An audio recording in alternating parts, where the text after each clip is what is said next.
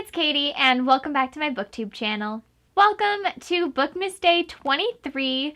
For today's video, I will be talking about my favorite fantasy books of 2021. So I've done videos on most of these books already. I've done reviews for some of these are in vlogs, and they've all been in a wrap-up at some point. So I'm not going to give a summary of these books. Also, I feel like they're all pretty popular in general, and you've probably heard of them.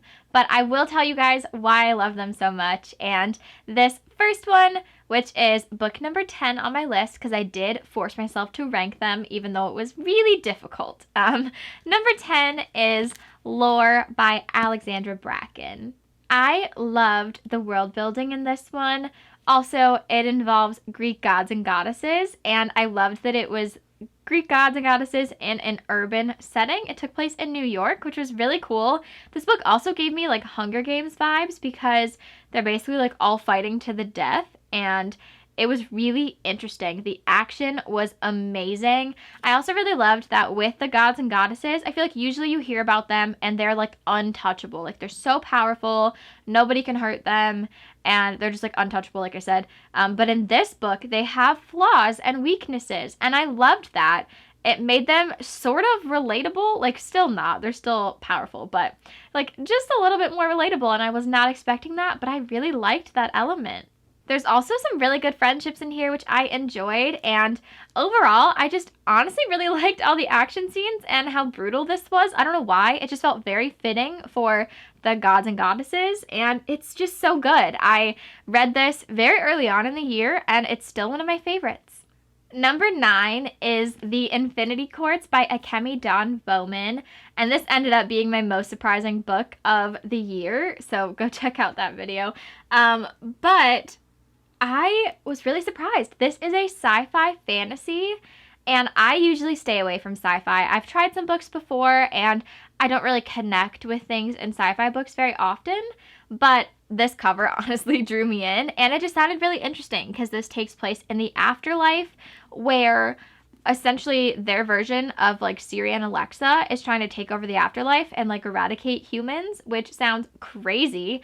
And I decided to give this book a chance, and I'm so glad that I did because this literally makes me want to read more science fiction. It was done so well. The world building is immaculate. Like I don't know, it just made me think so much.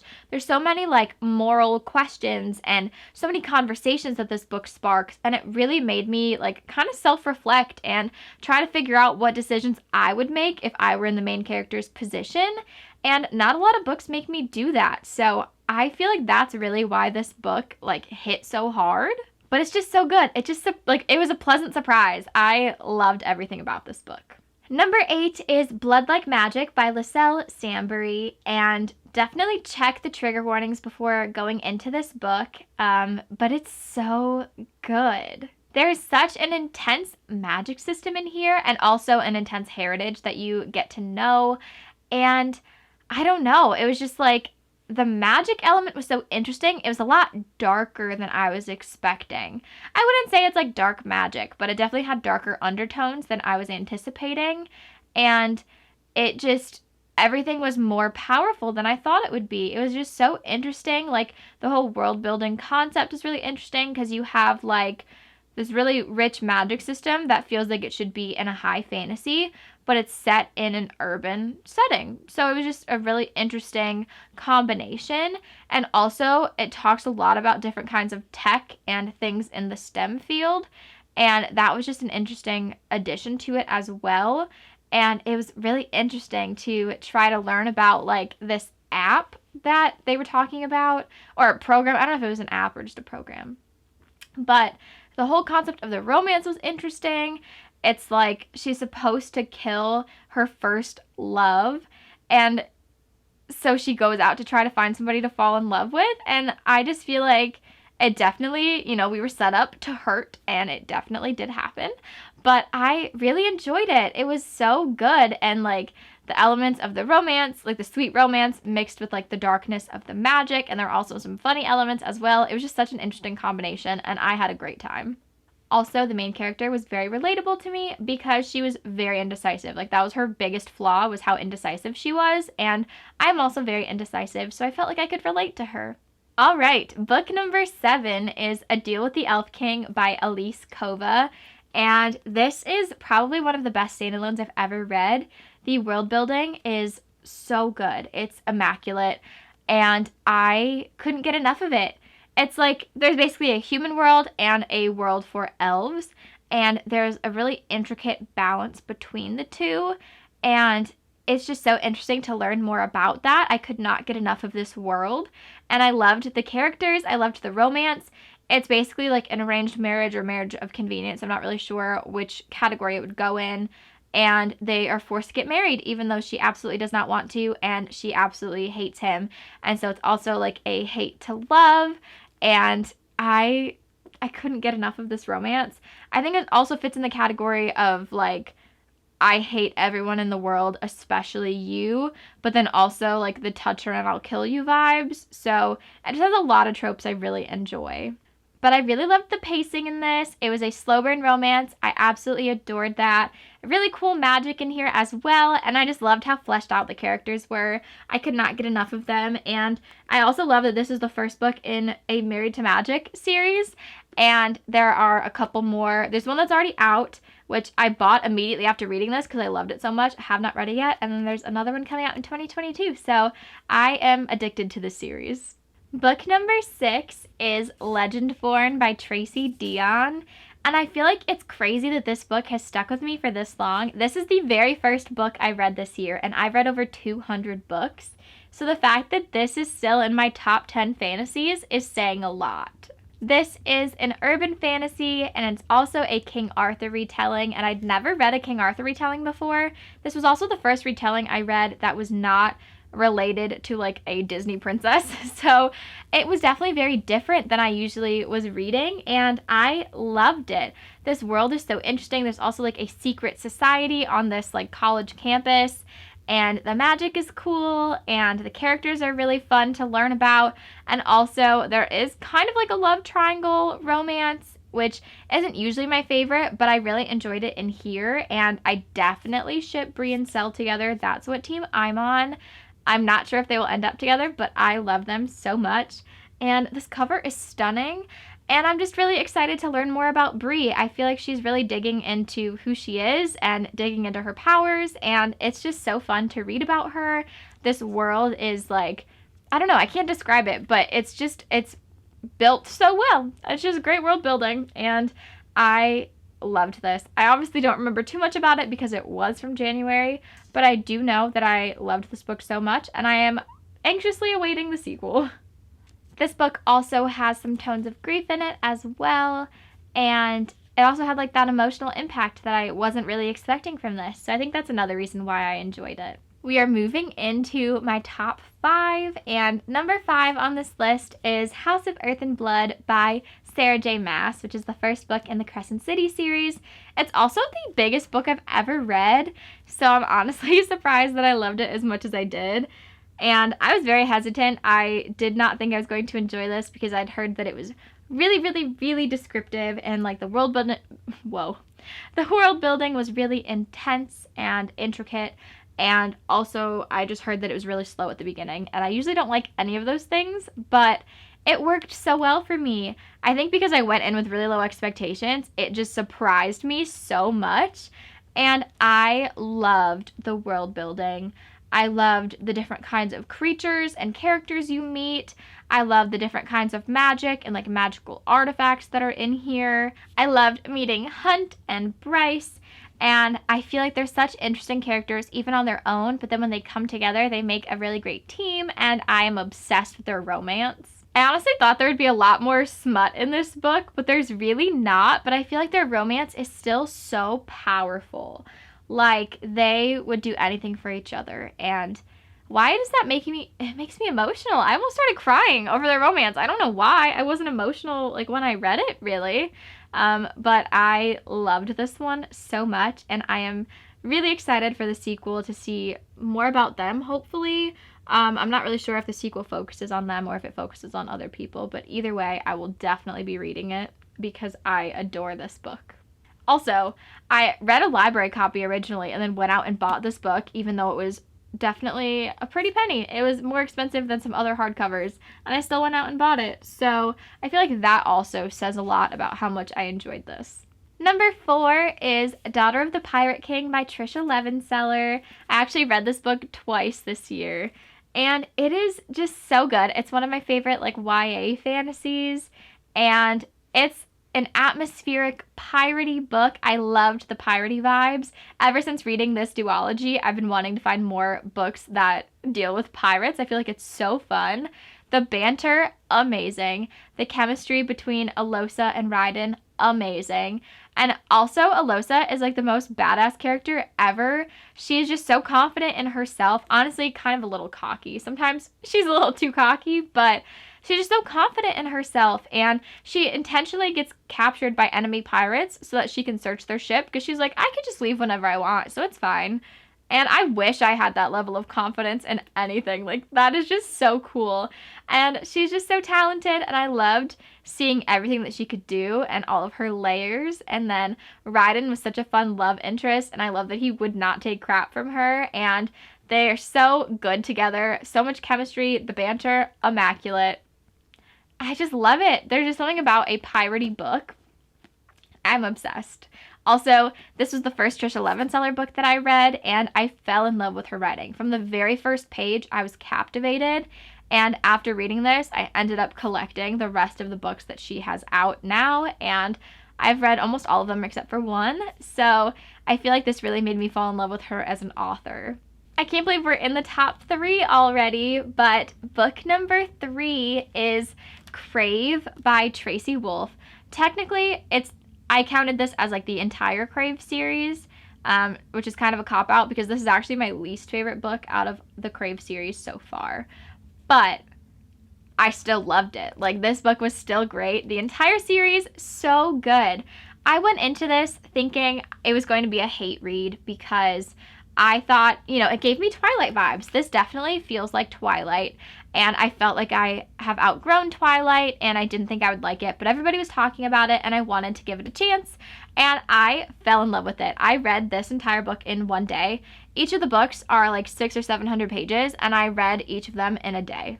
Like, that's how much I loved these books. And I also loved because, it's like an intense fantasy with like all these paranormal creatures. Like, any paranormal creature you can think of is probably in this series, and the magic is cool. It's also like dark academia because it all takes place at a school, and you basically have Grace, who is this human girl thrown into the school knowing nothing about the paranormal creatures or any of that. And I don't know, it's like all of that, which sounds super intense, but then you also laugh so much. Like, this book is hilarious, and like each chapter has a title that would make me laugh. I just had such a good time reading this. I had so much fun, made me laugh. It literally almost made me cry. It's also very emotional. You go on an emotional roller coaster with these books, and it's totally worth it. Like, you fall in love with all of these characters, not only like the main character and the love interest, but also all of the friends in her group. You just care about them so much. And there's also a lot of action in this series, which I loved. There's a lot of like battle scenes, but also there's like this game that they play that's kind of like a sport, but like it's like a magical sport, and there's like portals involved. It also kind of reminds me of Quidditch, sort of. It's hard to explain, but it's just so interesting, and you get a few scenes of that game, and I loved it. So I really loved everything about this series, and I cannot wait for the next book to come out. It was supposed to already be out, and then they pushed back the date for like 4 or 5 months later, and I'm dying inside because Tracy Wolff is like the queen of cliffhangers. If I didn't read these books one after another, I would have died not knowing what was going to happen. And literally the cliffhanger at the end of book 3, I need to know. Like, I can't wait any longer. I need it to be February. Just right now, I need it to be February. I feel like the top 2 will not be a surprise to you, but I feel like you won't know which one I put first. But number 2 is Kingdom of the Wicked by Carrie Maniscalco. And again, this is Kingdom of the Wicked and Kingdom of the Cursed combined. But I'm obsessed. I read this in January, still love it so much. I've reread it twice, maybe? I've reread it a lot. It's so good. I have tabs. Cannot get enough of this book. I also have so many like candles and little Kingdom of the Wicked things everywhere because this was the very first book I became obsessed with. Like, I was stalking Carrie Maniscalco's Instagram because I needed more updates for the sequel. I was trying to find different like things of like character art prints and different like merch and things because I could not get enough of Amelia and Wrath. The entire concept is absolutely amazing. I would have never thought to do this. It takes place in, okay, basically there's like witches and then you have these 7 princes of hell and they are all based on the 7 deadly sins. Like, how cool is that? And it also is a little dark, which I really enjoyed. Also has historical fiction elements, and this book also has some cooking and baking in it. So like, what more could you want? The romance, I love it. There's so much tension. It's definitely like hate to love, and even when you think they're making progress in the relationship, they still go back to hating each other, and I love it so much. I loved Kingdom of the Cursed. You get more romance because this is YA. Kingdom of the Cursed is NA, and you get a little bit more spice in there. It was so good. I don't know. I just can't say enough great things about these books. Like, Carrie Maniscalco did amazing with these. I would have never thought to do this concept. It's just so good. And last but not least, we have my favorite fantasy of 2021, which is Once Upon a Broken Heart by Stephanie Garber. You guys know I'm obsessed with Stephanie Garber.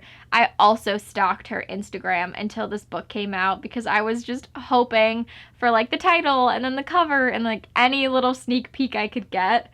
I could not wait for this. I also annotated this one. It's so good. And Stephanie Garber's writing is just, it really transports you to a different world. It's so magical and whimsical, and this book literally felt like a fairy tale. Like, that's how it's pitched to you, and I was like, oh, okay, that's kind of cute. And then you really read it and you get sucked in, and it's just so good. It just feels like a fairy tale. It's like the only way I can describe it. And also there's like some darker tones to it as well. It's like a very I don't want to say a dark fairy tale because it's not super dark, but there's also like some darker tones that really add depth to the story, and I love it so much. Also, this series follows Jax and Evangeline, and we meet Jax and Caraval, and he was like my favorite character in that series because he's just so interesting. Like, you just want to keep learning more and more about him, and just all of the fates in general. I love learning anything about them, and you meet a few more in here. And then Evangeline is my favorite character Stephanie Garber has written. I love her so much. I feel like we could be best friends. I just adore her. She's so cute and whimsical and curious. Like, I love how curious she is. And her pink hair, gorgeous.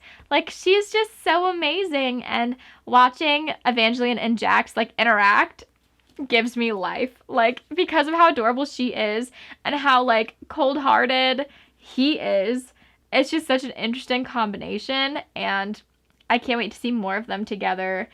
I love it so much. The world building is so good. I don't know why I'm about to throw this book. I should not do that. But also, if you don't believe that this is my favorite, you should see that I have 3 other copies on my shelf because I could not wait very long. This one came in my fairy loot box that I knew was coming, but it always comes like a month later than when the book is out, so I could not wait that long. Then we had the Barnes & Noble copy that I pre-ordered and I thought would show up, you know, on the release date, and it did not. So then I went out to buy this copy because I needed to read it on the day it came out, and I could not wait any longer, so we had this copy. And then this one was another subscription box that I bought this book separately. I think I pre-ordered this one as well. So I have 4 copies, which has to tell you how much I love it. I've never purchased multiple copies of a book until now. But those are my top 10 fantasy books of 2021. If you've made it this far, please comment below your favorite fantasy book of the year, or if you can't choose, a couple favorites, because it was really hard to rank these.